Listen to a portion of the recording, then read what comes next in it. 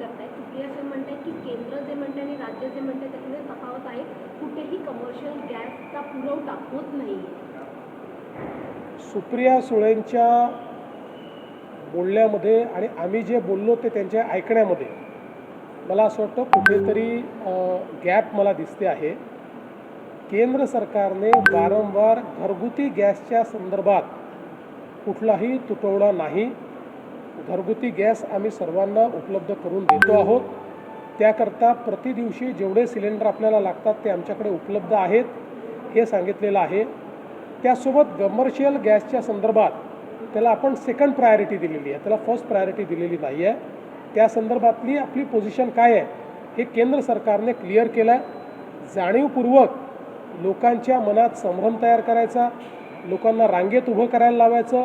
भीतीपोटी जेव्हा लोक रांगेत उभे राहतात किंवा सिलेंडरचं साठे बाजार किंवा आपल्या घरी एक सिलेंडर असताना परत एक अजून घेऊन ठेवा की बाबा अन्यथा उद्या जर टंचाई झाली तर काय करायचं, हे जे भीतीपोटी अनेक वेळा लोक करतात, या गोष्टी होऊ नये म्हणूनच केंद्र सरकारने स्पष्टपणे सांगितलं आहे की एक सिलेंडर मिळाल्यानंतर 23 दिवसाच्या अंतरानेच दुसरं सिलेंडर तुम्हाला त्या ठिकाणी जर टंचाई झाली तर काय करायचं, हे जे भीतीपोटी अनेक वेळा लोक करतात, या गोष्टी होऊ नये म्हणूनच केंद्र सरकारने स्पष्टपणे सांगितलं आहे की एक सिलेंडर मिळाल्यानंतर 23 दिवसाच्या अंतरानेच दुसरं सिलेंडर तुम्हाला त्या ठिकाणी प्राप्त होऊ शकेल, हे क्लिअर कट सांगितलं. चुनाव आयोग ने जिस तरीके से डेट का अनाउंसमेंट किया इन 5 राज्यों में, वही बंगाल में पूछा जाए कि रीशफल हो गया डीजीपी का ट्रांसफर का ऑर्डर कैसे देखते हैं?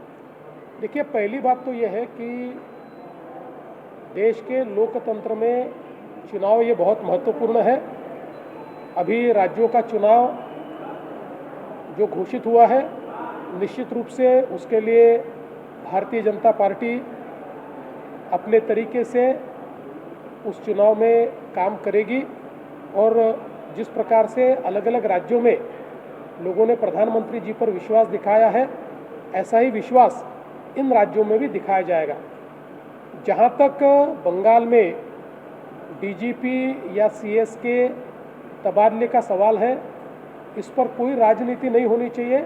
इसका कारण महाराष्ट्र में जब चुनाव हुए थे उस समय महाराष्ट्र में बीजेपी की सरकार होने के बावजूद इलेक्शन कमीशन ने उस समय ये ठीक समझा था और महाराष्ट्र को नया डीजीपी दिया था और महाराष्ट्र को नए चीफ सेक्रेटरी भी दिए थे. तो इसलिए ये केवल बंगाल में किसी और पार्टी की सरकार है इसके लिए हुआ, ये कहना सही नहीं है. इलेक्शन कमीशन किसी पार्टी के भरोसे नहीं चलता. Election commission free end fair चुनाव करने की दृष्टि से काम करता है. जो महाराष्ट्र में हुआ है वही बंगाल में हुआ है. महाराष्ट्र में होने के बाद हमने उसको स्वीकारा और हम चुनाव के सामने गए. मेरी अपेक्षा है ममता दीदी ने भी उसको स्वीकारना चाहिए. उस पर तमाशा तैयार करना, उस पर अलग अलग प्रकार से आंदोलन करना, ये सही बात नहीं है.